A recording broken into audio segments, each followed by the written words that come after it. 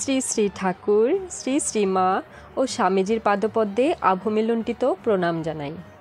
নমস্কার দর্শক বন্ধুরা, সকলকে স্বাগত জানাই। আজ আমাদের উপস্থাপনা ঠাকুর রামকৃষ্ণদেবের কিছু বাণী, ঠাকুরের অমৃত বাণী। ঠাকুর বলতেন, ঈশ্বরই একমাত্র গুরু, পিতা ও কর্তা। মানুষের কী সাধ্য অপরকে সংসার বন্ধন থেকে মুক্ত করে? মানুষ অনেক কথা বলে দিতে পারে, কিন্তু শেষে সব ঈশ্বরের হাত। উকিল বলে, আমি যা বলবার সব বলেছি, এখন হাকিমের হাত। সর্বদা ত্যাগ ও সংযম অভ্যাস করতে করতে সাধক যখন নিজের মনকে সম্পূর্ণ বশে এনে শুদ্ধ হয়, ওই মনই তখন তার গুরু হয়ে থাকে। ঠাকুর বলতেন, যদি কারো ঠিক ঠিক অনুরাগ আসে ও সাধন ভজনের প্রয়োজন মনে করে, তাহলে নিশ্চয়ই তিনি তার সদ্গুরু জুটিয়ে দেন। গুরুর জন্য সাধকের চিন্তা করবার দরকার নাই, অতি ভাগ্য বলে স্বপ্নে দীক্ষা পায়। ঠাকুর বলতেন, সচ্চিদানন্দই গুরু। ভগবান দর্শন হলে আর গুরু শিষ্য বোধ থাকে না, সে বড় কঠিন ঠাই, গুরু শিষ্যে দেখা নাই। তাই জনক সুখদেবকে বললেন, যদি ব্রহ্মজ্ঞান চাও আগে দক্ষিণা দাও, কেননা ব্রহ্মজ্ঞান হলে আর গুরু শিষ্য ভেদবুদ্ধি থাকবে না। যতক্ষণ ঈশ্বর দর্শন না হয় ততক্ষণই গুরু শিষ্য সম্বন্ধ। ঠাকুর বলতেন, মানুষ গুরুর কাছে যদি কেউ দীক্ষা লয়, তাকে মানুষ ভাবলে কিছু হবে না, তাকে সাক্ষাৎ ঈশ্বর ভাবতে হয়, তবে তো মন্ত্রে বিশ্বাস হবে। শূদ্র একলব্য মাটির দ্রোণ তৈয়ার করে বানেতে বান শিক্ষা করেছিলেন। মাটির দ্রোণকে পূজা করত সাক্ষাৎ দ্রোণাচার্য জ্ঞানে, তাতেই বান শিক্ষায় সিদ্ধ হলো সে। ঠাকুর বলতেন, গুরুবাক্যে বিশ্বাস, তার বাক্য ধরে ধরে গেলে ভগবানকে লাভ করা যায়, যেমন সুতোর খি ধরে ধরে গেলে বস্তু লাভ হয়। যদ্যপি আমার গুরু সুরিবাড়ি যায়, তথাপি আমার গুরু নিত্যানন্দ রায়। ঠাকুর বলতেন, যেমন কোনো অচেনা জায়গায় যেতে হলে যে জানে এমন একজনের কথা মতো চলতে হয়, অনেককে জিজ্ঞাসা করলে পথ গোল হয়ে যায়, সেই রকম ঈশ্বরের নিকট যেতে গেলে গুরুর কথা মতো চলতে হয়। এই নিমিত্ত একজন গুরুর দরকার। ঠাকুর বলতেন, ঠিক ঠিক ভক্তি হলে সামান্য জিনিস হতেও তার ঈশ্বরের উদ্দীপনা হয়ে ভাবে বিভোর হয়। শুনিসনি এই মাটিতে খোল হয় শুনে চৈতন্যদেবের ভাব হয়েছিল? সেই রকম যার গুরুভক্তি হয়, তার গুরুর আত্মীয় কুটুম্বদের দেখলে তো গুরুর উদ্দীপনা হবেই। সে গ্রামে গুরুর বাড়ি, সে গ্রামের লোকদের দেখলেও ওইরূপ উদ্দীপনা হয়। তাদের প্রণাম করে, পায়ের ধুলো নেয়, খাওয়া দাওয়ায়ও সেবা করে। ঠাকুর বলতেন, এক রাজা রোজ ভগবত শুনত।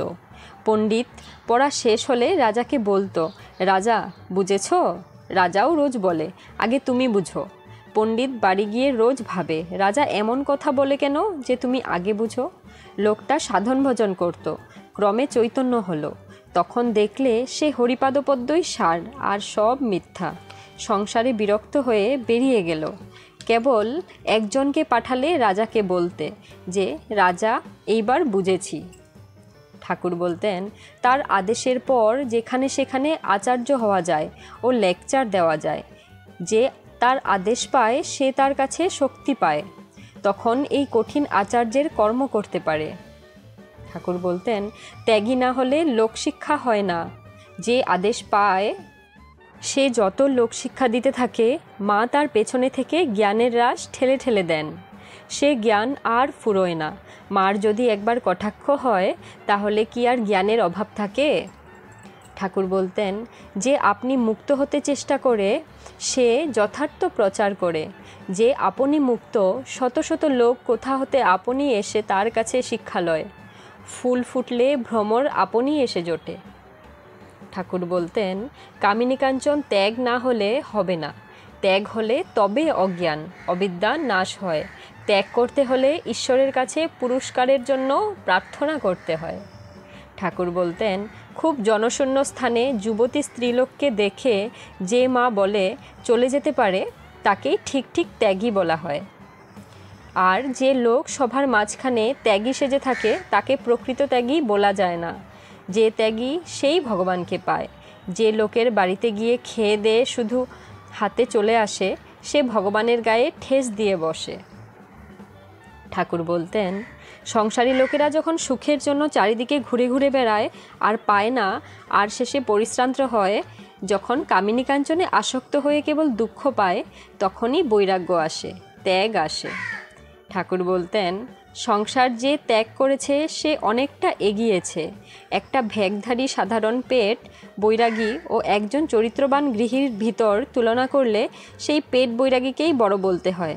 কারণ ওই ব্যক্তি যোগজাগ কিছু না করে কেবলমাত্র চরিত্রবান থেকে যদি জন্মটা ভিক্ষা করে কাটিয়ে দেয়, তাহলেও সাধারণ গৃহী অপেক্ষা এ জন্মে কত অধিক ত্যাগের পথে এগিয়ে রইল। ঠাকুর বলতেন, কাগজে তেল লাগলে তাতে আর লেখা চলে না, তেমনি জীবে কামকাঞ্চনরূপ তেল লাগলে তাতে আর সাধন চলে না। সে তেল মাখা কাগজ খড়ি দিয়ে ঘষে নিলে তাতে লেখা যায়। তেমনি জীবে কামকাঞ্চনরূপ তেল লাগলে ত্যাগরূপ খড়ি দিয়ে ঘষে নিলে তবে সাধন চলে। ঠাকুর বলতেন, ঠিক ঠিক ত্যাগ, বিশ্বাস, ভাব সমাধির চেয়ে ঢের বড় জিনিস জানবি। নরেন্দ্রের তো ওসব বড় একটা হয় না, কিন্তু দেখো দেখি তার কি ত্যাগ, কি বিশ্বাস, কি মনের তেজ ও নিষ্ঠা। ঠাকুর বলতেন, ঈশ্বরকে লাভ করতে হলে সত্য ধরে থাকতে হবে। সত্য কথাই কলির তপস্যা। সত্যে আট না থাকলে ক্রমে ক্রমে সব নষ্ট হয়। সব মাকে দিতে পারলুম, সত্য মাকে দিতে পারলুম না। এইরূপ সত্য ত্যাগ করলে মাকে যে সর্বস্ব অর্পণ করলাম, এ সত্য রাখব কী রূপে?